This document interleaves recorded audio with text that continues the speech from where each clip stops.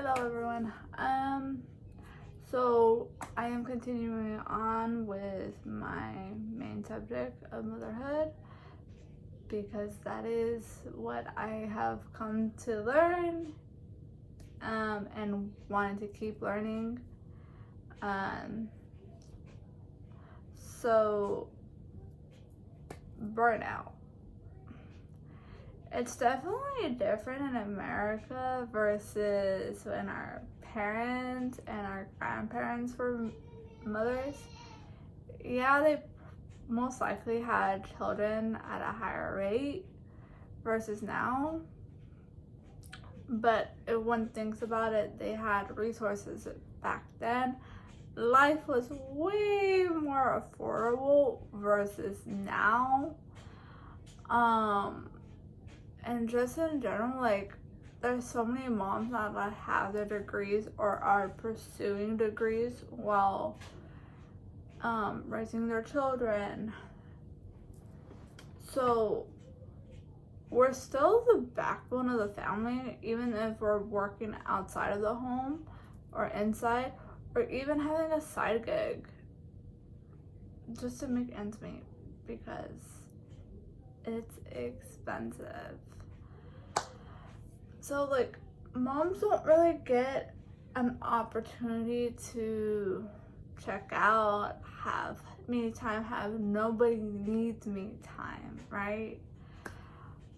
But there's things we can start to do, but also we need to realize too, we need our employers, our family members, we need a support group, we need a village, but we don't have the villages they had back then.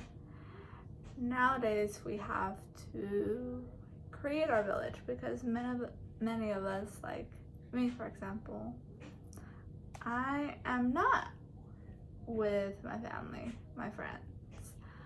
I am in a totally different state because I was pursuing my education. So I left my village in order to gain a better future for myself and for my family.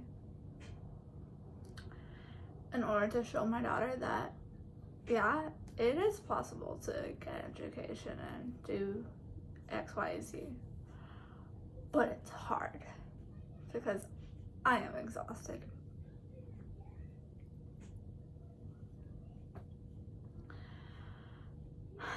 So I'm exhausted, but I've also been doing a lot of self-reflecting in regards to what can I do to cope? How can I manage better? So just being realistic that we shouldn't have to do it all. We can't do it all. We can't keep pouring from an empty cup because we're human. We are human, right? So one needs to think about like having a serious conversation with the partner, whatever, or other parent. Another thing is too, like, we can feel so much for the burnout that it can cause health problems, physical, mental. There was a study done in 2019 by the World Health Organization that parental burnout is a type of disease because it leads to different health factors. So one needs to start taking it seriously because we are like juggling multiple things while trying to parent and raise the next generation and hope for something better to come. But with that being said too, like, there needs to be a certain point where we say, enough, I need to take care of me, or else how am I going to keep taking care of others? So I've also worked through some of this in therapy too. not just by research and articles and stuff. So it's my personal, like, what I've been doing. And then again, it's not one puzzle fits all, because we have different lifestyles, different times we do things, different areas we live in, different day-to-day dynamics, essentially. But honestly, if you can get like even 10 or 15 minutes of me time to just breathe, decompress, have a little coffee, whatever, a treat, and also just like do some exercises, stretches, just something to help ground yourself to start. And then slowly just start trying to figure out, like, how can I have me time? Was there a hobby I can do? Is there some other way I can rearrange the schedule that I haven't thought of? Is there people I can ask to tap in to help me out?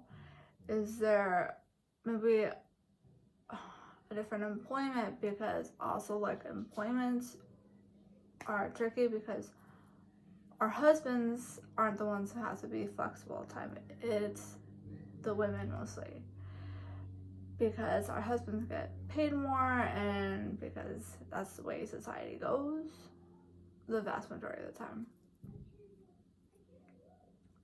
So in typical American families, most of the time too, one brings home the bacon, right? And the other one has like really good health insurance for their job, so they're kind of like stuck, like, I have to still work because I need that health insurance. We can't afford to lose it. And then, yeah, we need that to pay off our debt, our medical debt, or whatever debt that you got into, because it's just, the American dream is unattainable. So it is causing even more burnout than ever before. And we have to acknowledge it and take a step back and reevaluate things. I've had to do that in my own personal life, because I had stuff going on that it got to be too much. So that's why I'm like, there has to be a solution, but there is no one solution fits all. And honestly, I guess want to be able to find out more ways to help myself and help others. And even my best friend, who's a mom too, our kids are only a month apart, so it's definitely like, how can we manage and find ourselves again? And what can we even do? Because we feel like we don't have options, but in reality, you do, but it's just, you got too much going on to even notice what, because we keep saying, oh, after this dies down, then I'll schedule this or do that. But in reality, when is it? Like with me, school, working, motherhood, I got other stuff I have to do, but I'm like, once I get through this week, and then I'll do my self-care, and then I'll do this. But in reality, I'm just leaving myself even more depleted, and honestly, I'm exposing myself to more mental exhaustion, more problems in my relationship. I'll be honest with that. And honestly, frustration with motherhood and how I raise my daughter. And I want to be able to be a good mom, but how can I be a good mom when I'm on my wit's end? So yeah, that's definitely some stuff I've learned along the way, and I want to keep learning too.